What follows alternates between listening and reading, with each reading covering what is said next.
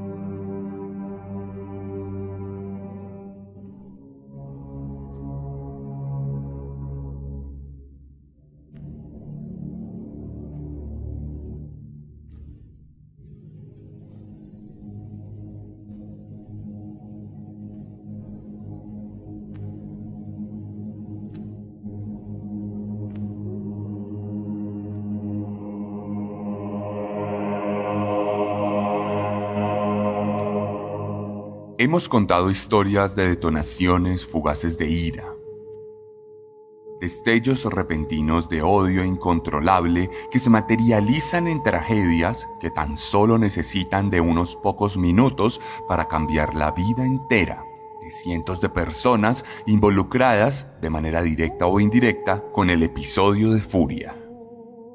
Furia que, por definición, suele ser efímera, pasajera, intensa, pero perecedera.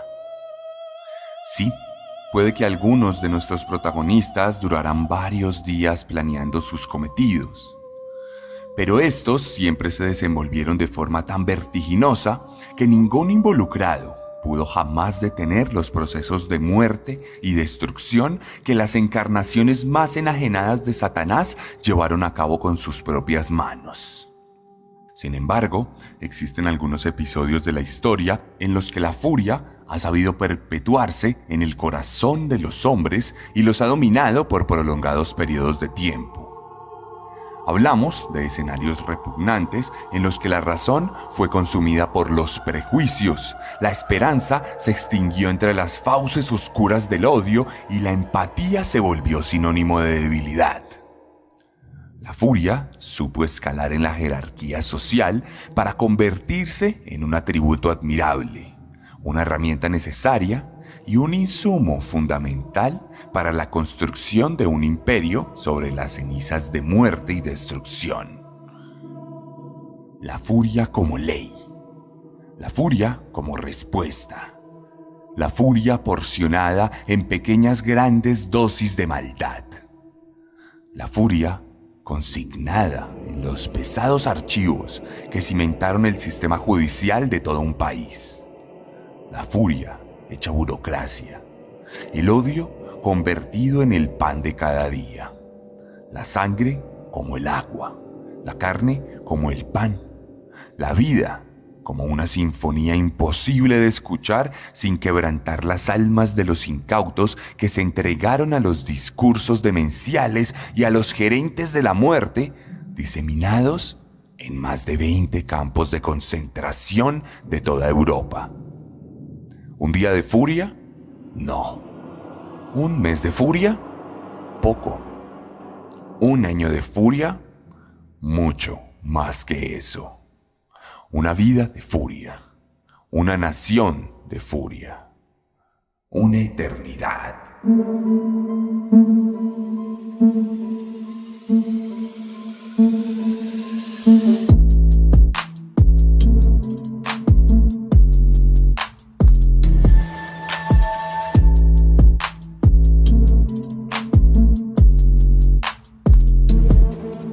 Bienvenidos a Un Día de Furia, un programa de los mismos creadores de Serialmente, una experiencia sonora que busca ir más allá que el podcast promedio y cuyo objetivo es adentrar a los oyentes en las entrañas más escabrosas de las peores masacres de la historia. Un Día de Furia, mucho más que un podcast.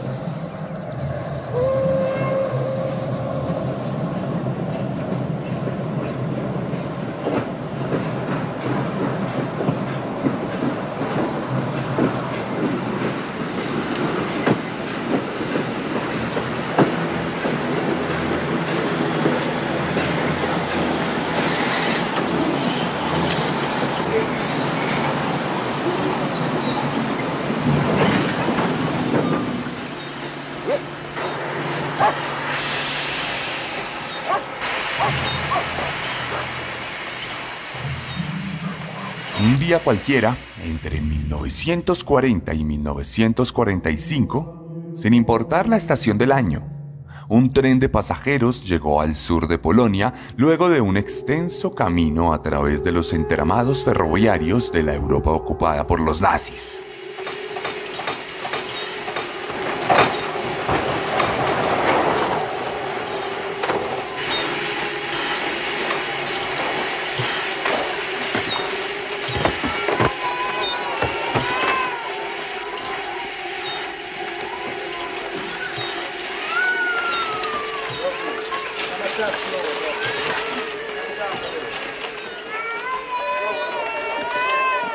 Al interior de uno de las decenas de vagones, un cargamento muy especial.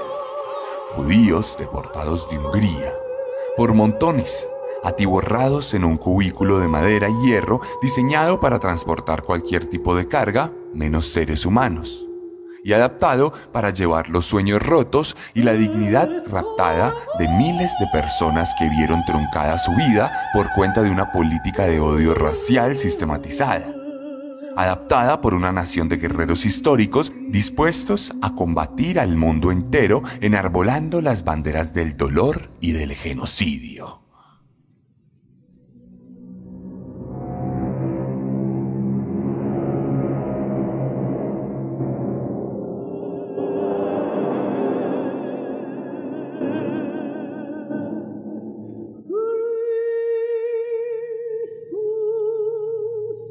En cada uno de los vagones había cientos de ancianos, jóvenes y niños que habían sido debilitados por meses de vida miserable en guetos enrejados u otros campos de trabajo que también contaminaban el suelo europeo con sus dinámicas vomitivas e inexcusables.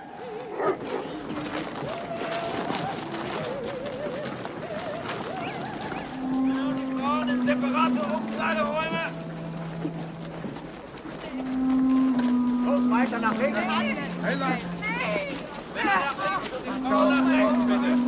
Folgen Sie den anderen. Nee, lass das doch. Mach das Zähne zu. Da wird wirklich doch so machen.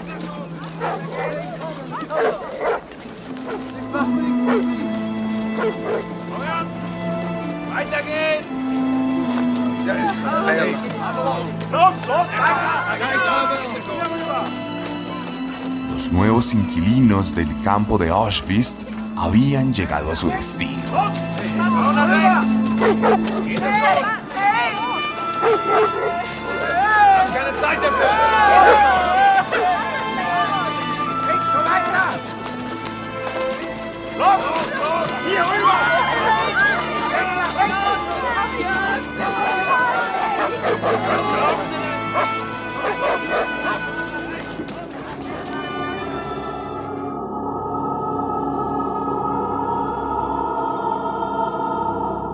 Sin embargo, no todos los que se habían subido al tren lograron bajar del mismo. En el piso de madera podrida yacían algunos pocos cadáveres de personas que habían sucumbido ante la deshidratación o ante alguna enfermedad maltratada que devino en un desmayo.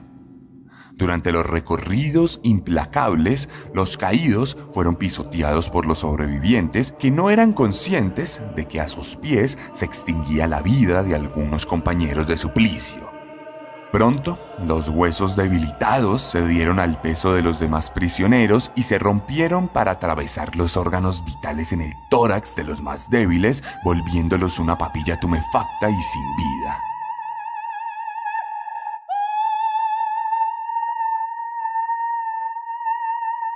Suerte para ellos. Su muerte prematura les evitó convertirse en testigos de la mayor vergüenza de la historia en toda la humanidad.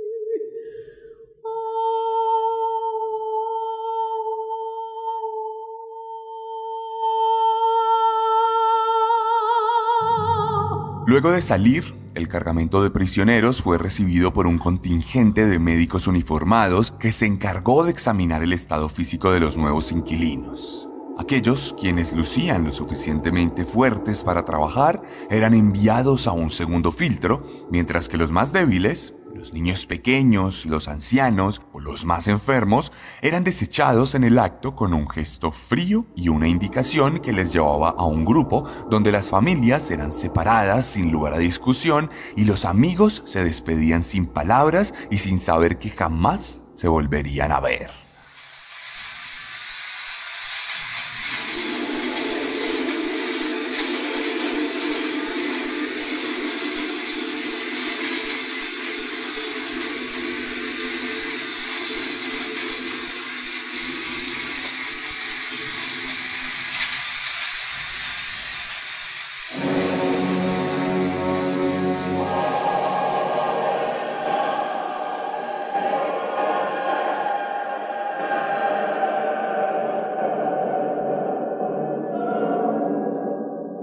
Los que habían superado el examen físico eran registrados en unos libros viejos que guardaban en sus hojas el último vestigio de humanidad de cientos de miles de otros prisioneros que habían corrido con la mala suerte de ser diferentes.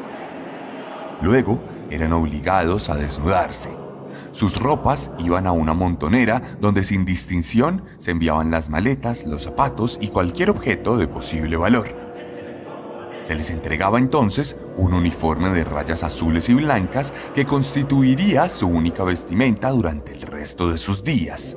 Y finalmente se les rapaba por completo la cabeza, sin importar si se trataba de hombres y mujeres.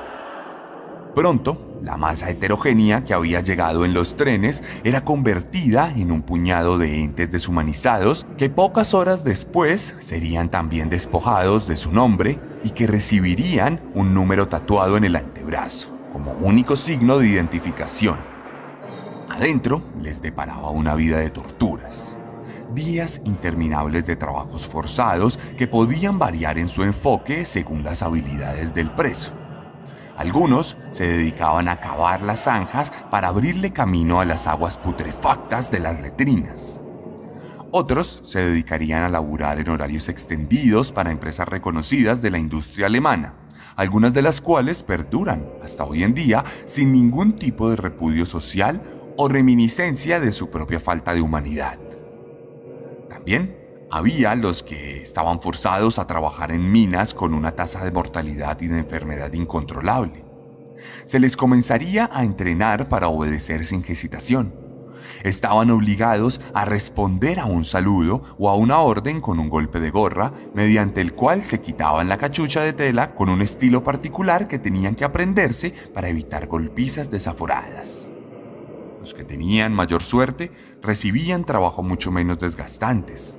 Eran confinados a la cocina, donde se limitaban a preparar algunas papas viejas y a cortar un pan insípido para darle la ración diaria a los demás prisioneros del campo, mientras que los más talentosos para las artes solían ser llevados a lugares muy especiales donde con suerte, y en muy pocas ocasiones, resultaban produciendo obras artísticas que por lo general eran robadas por los guardias del lugar.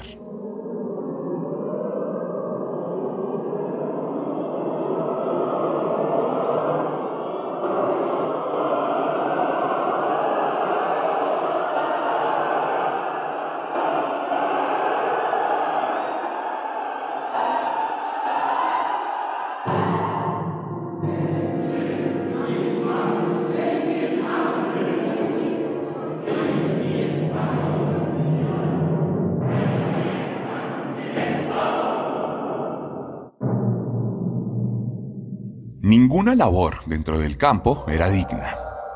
Nada en sí mismo era digno, aparte de la resistencia estoica de todos los prisioneros que seguían caminando, un paso a la vez, muy a pesar de la visible desnutrición que los llevaba a quedarse en los huesos, convirtiéndolos en musulmanes rumiantes. Muy a pesar del tifus o la epidemia de piojos que se expandía por los barracones, donde hasta 3 personas podían compartir una cama sencilla hecha de madera y de paja.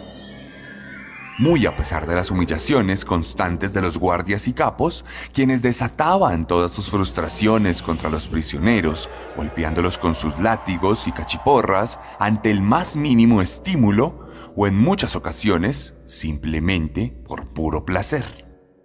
Algunos eran forzados a nadar en el fango de excrementos y orines para limpiar los pozos sépticos de los barracones, mientras que otros verificaban las pertenencias de los fallecidos para clasificarlas y entregarlas a sus captores como parte de la ley de apropiación y aprovechamiento de los recursos de los prisioneros.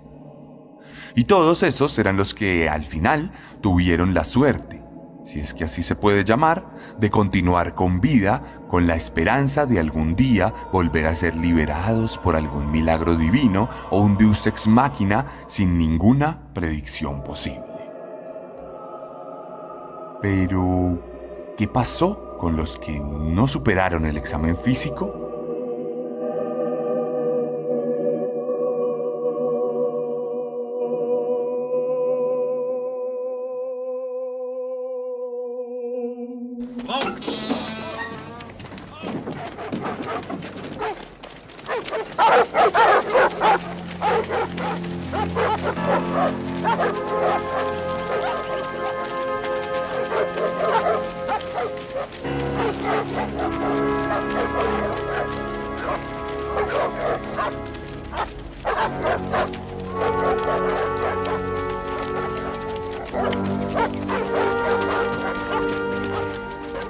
Los que no eran seleccionados eran obligados a formarse en un pelotón en el que era evidente que la característica común entre los participantes era la incapacidad para desarrollar algún tipo de trabajo físico por periodos prolongados de tiempo.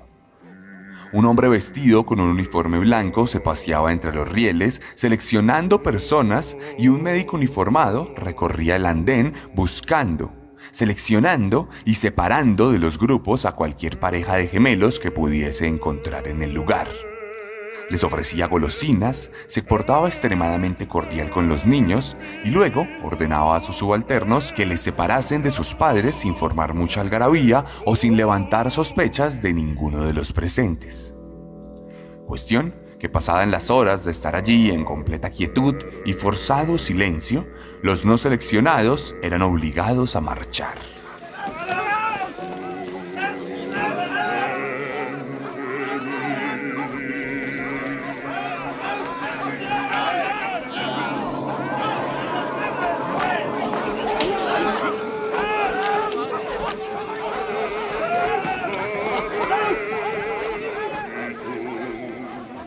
Entonces, los prisioneros eran obligados a caminar por los alrededores del gigantesco campo, viendo desde la baranda lo que los despojos en pijama de rayas hacían en su cotidianidad represiva. Su paso era dictaminado por los golpes de los fusiles de sus captores y los insultos constantes de los capos. Otros prisioneros que tenían como tarea el control y subyugación de los demás reos de su propia estirpe, constituyéndose así como los más ruines de los presentes, dada su naturaleza traicionera y acomodada. Los capos solían ser criminales antes de la guerra, por lo que la maldad era algo que disfrutaban y a lo que estaban habituados. Los marchantes pudieron ver entonces cómo el campo estaba dividido en subcampos con objetivos distintos, cómo había alambradas que separaban a los hombres de las mujeres y cómo había un pequeño campo para algunos niños. Prisión que no estaba casualmente muy cerca al departamento médico del campo, allá donde también había retornado el misterioso médico interesado en los gemelos y desde donde se podían escuchar gritos de dolor tremendo y lamentos interminables que distaban mucho de ser producidos por enfermedades y más bien parecían venir de personas que eran torturadas de distintas maneras. Al lado del edificio, una morgue al aire libre en la que se podían apreciar cadáveres a los que se les había practicado operaciones quirúrgicas sin mucho rigor, a los que les habían expuesto a muy bajas temperaturas o a los que les habían hecho procedimientos innecesarios de amputación. De cualquier manera, la marcha continuó y pronto se alejó del sector central del campo. Los murmullos no se hicieron esperar. Los rumores eran cada vez más fuertes. Se decía que en aquel campo se llevaban a cabo prácticas de exterminio sistemático, y aunque día a día dichos rumores llegaban gracias a la resistencia polaca y a algunos prisioneros que lograban filtrar información delicada con distintos métodos, la verdad es que todo siguió trabajando con normalidad.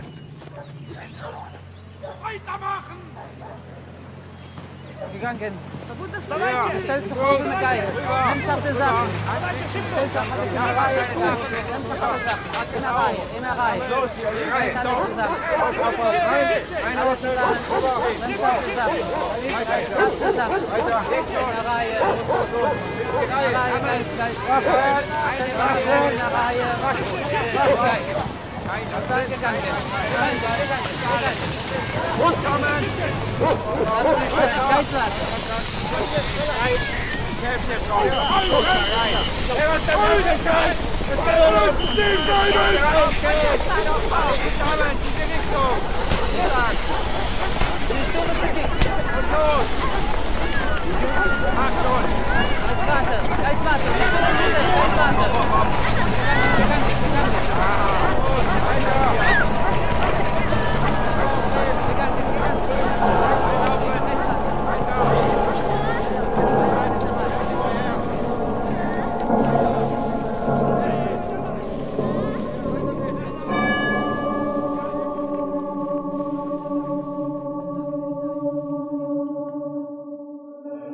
Luego de unos minutos, los prisioneros se encontraban a las afueras de uno de lo que algunos letreros decían que era un pabellón de limpieza y desinfección, destinado a que el grupo recibiera su primer baño en el campo. Ahí, en ese momento, un grupo de hombres jóvenes, portantes de la estrella de David amarilla, se presentaron en el lugar y se quitaron sus gorras con diligencia. Eran conocidos como el Sonderkommando, y su labor era, tal vez, mucho más descorazonadora que la de aquellos que literalmente se revolvían entre la mierda.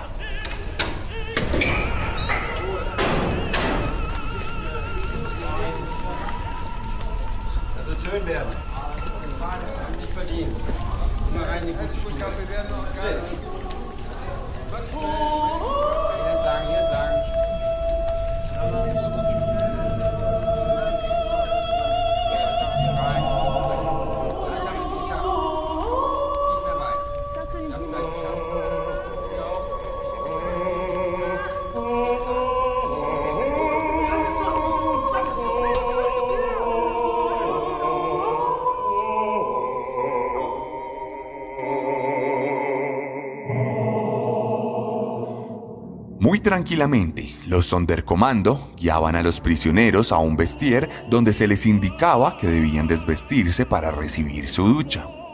Incluso a algunos se les entregaba un pedazo de jabón para tranquilizarles. Tal vez por cuenta del comportamiento de rebaño, por lo general, la inmensa mayoría acataba las órdenes y dejaba sus vestimentas en los percheros y las estanterías del lugar, quedando completamente desnudos en pocos segundos. Quienes se resistían eran reducidos por los guardias, los cuales les golpeaban hasta llevarlos a la semi-inconsciencia. En pocos minutos, el pelotón de captivos era reorganizado y enviado a la cámara donde supuestamente recibirían su ducha.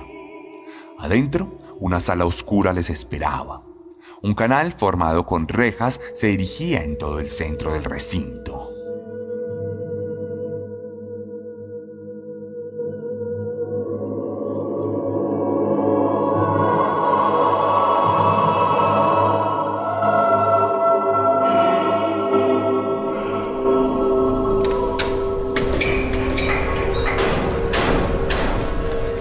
Techo, una escotilla se abría irrumpiendo el silencio y la oscuridad de la sala. Por el canal de rejas comenzaba a descender un pesticida a base de cianuro que se mezclaba con la humedad producida por los cuerpos para generar una reacción química que causaba una asfixia progresiva en las víctimas, interviniendo con la respiración celular y causándoles una agonía prolongada.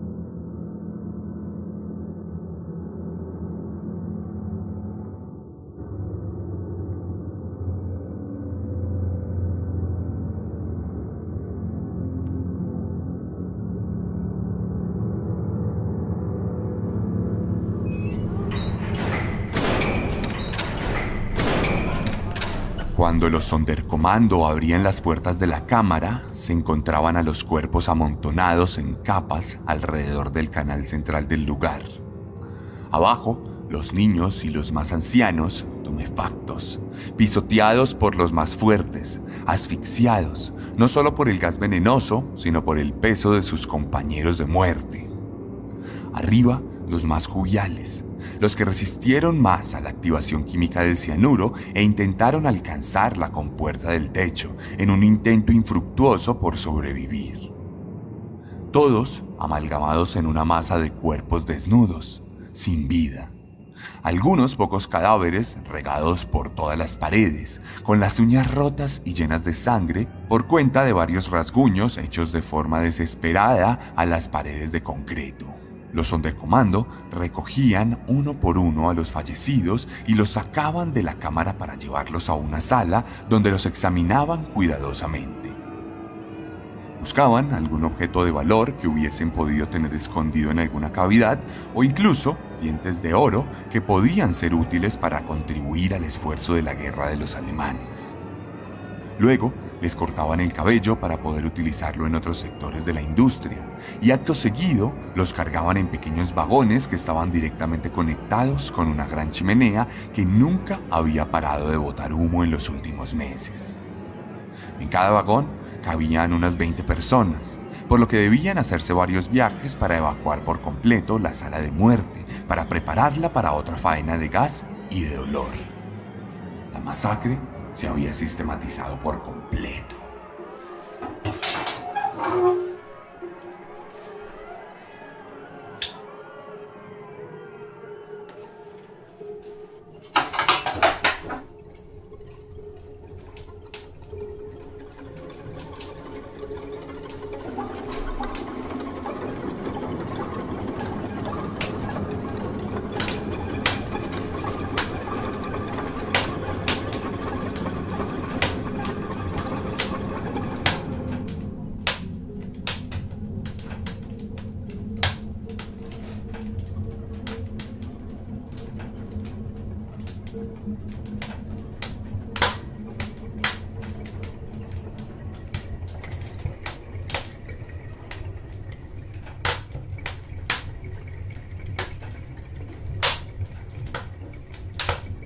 Al final del día, los cuerpos terminaban siendo incinerados en un horno gigantesco cuyas llamas parecían flamear por toda la eternidad.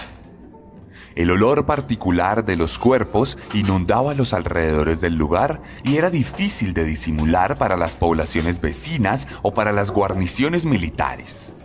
Las cenizas eran el único vestigio de las millones de vidas que se perdieron durante los primeros años de la década de los 40, en lo que ampliamente ha sido reconocido como uno de los actos más monstruosos de la raza humana.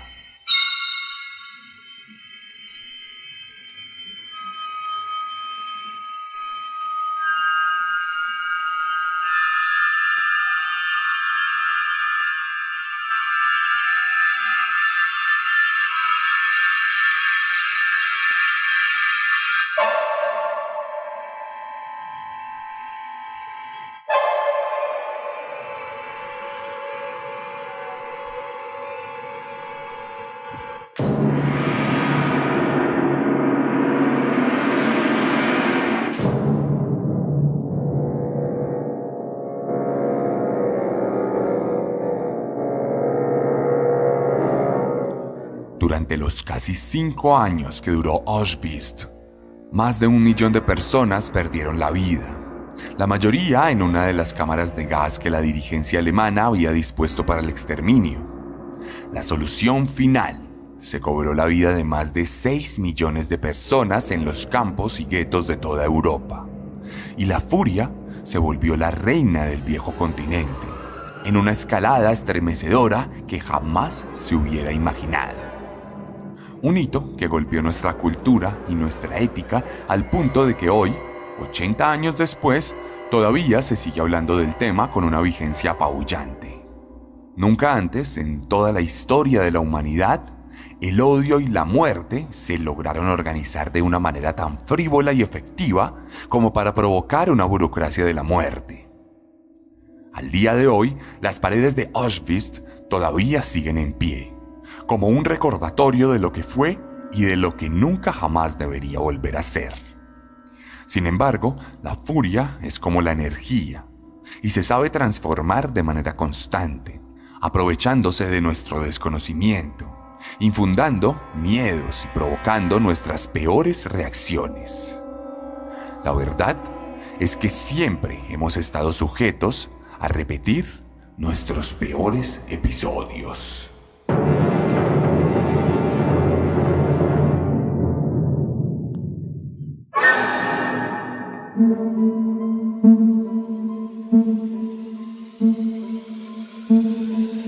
Y esta fue la 7ª entrega de la 2ª temporada de Un Día de Furia, una propuesta narrativa y auditiva de Pia Podcast y su servidor, Sebastián Camelo.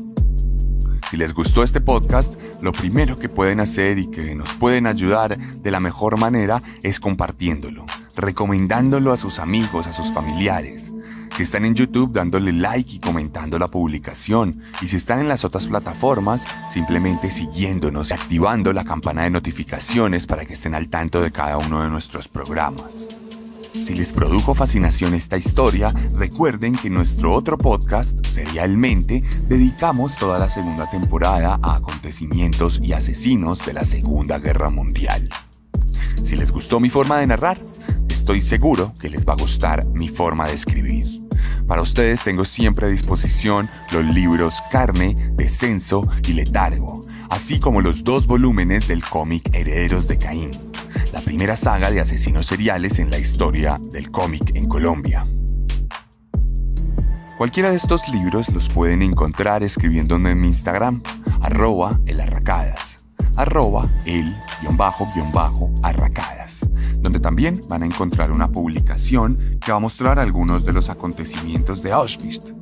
Les voy a dejar también unas historias destacadas con una exposición del museo y unas historias enfocadas a unas películas dedicadas a estos hechos. Si están en México, pueden pedir mi libro a través de chunchos.mx, así como la merch oficial de Serialmente. Y si están en el resto del mundo, pueden ordenar mis libros a través de Amazon.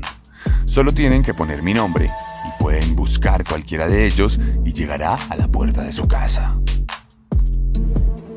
Que nunca se olvide para que nunca se repita.